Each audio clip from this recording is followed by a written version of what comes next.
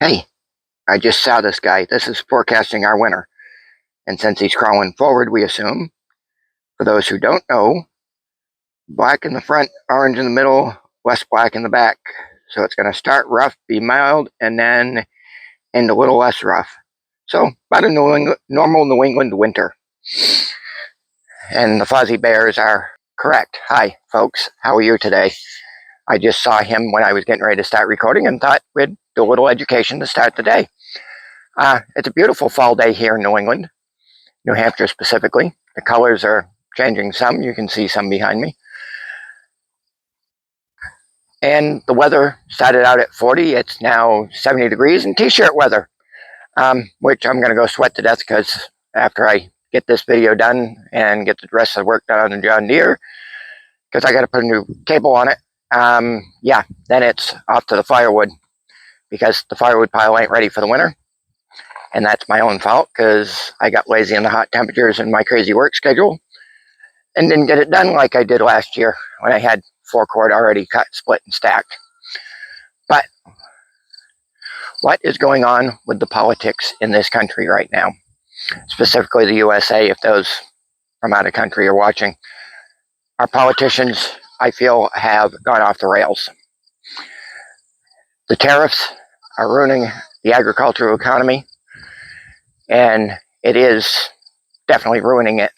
I read a report, or heard a report, last year when they harvested the soybeans, over half the soybean crop was sold before it was harvested. This year, not a single drop of this year's soybeans have been sold yet, and they're already harvesting. Hi, girls. Hi. The girls want to say hi this morning. Hi, Miss Beauty. This is Miss Beauty. She is a bit of a brat. She is a bit spoiled because I bottle raise all my baby goats, so that way they are spoiled and I can handle them when it's time for them to be in milk. But back to our politicians and the economy.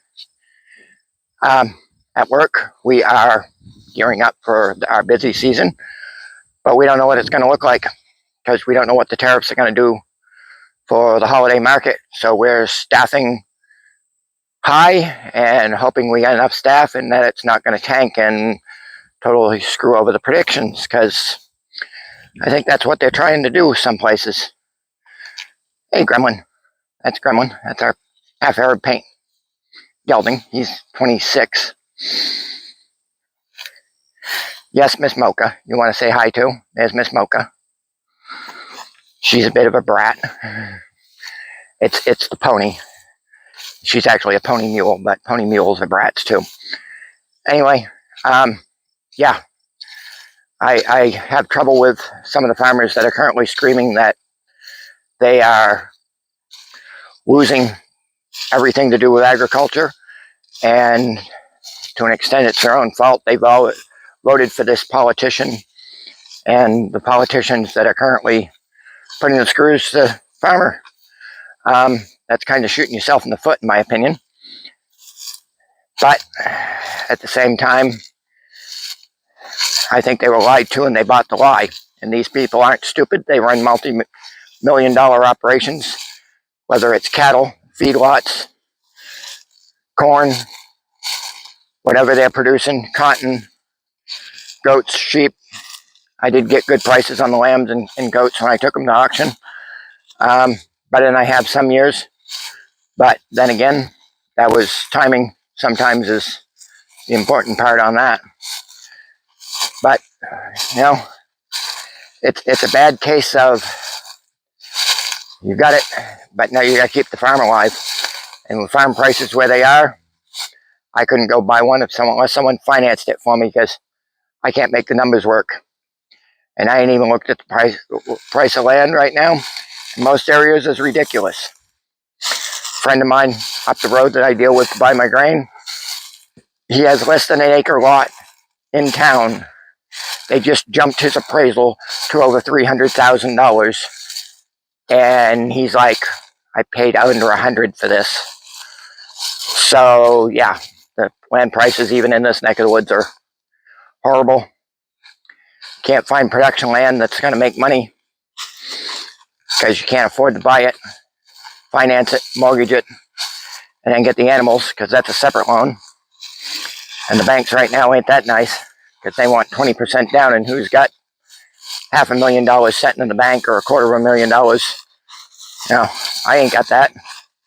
I ain't got $10,000 sitting in the bank myself personally.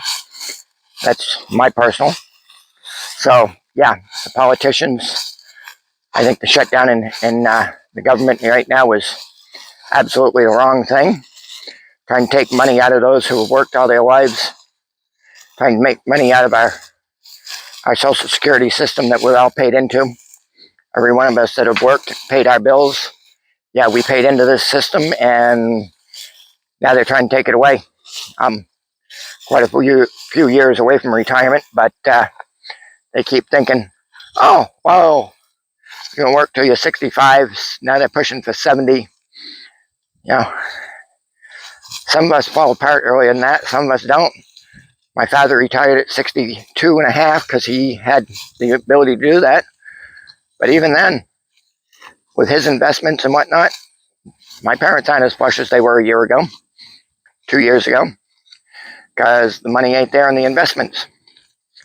But that's my rambling for the week. I think I will go get the firewood worked on, and we'll have a good afternoon. Take care.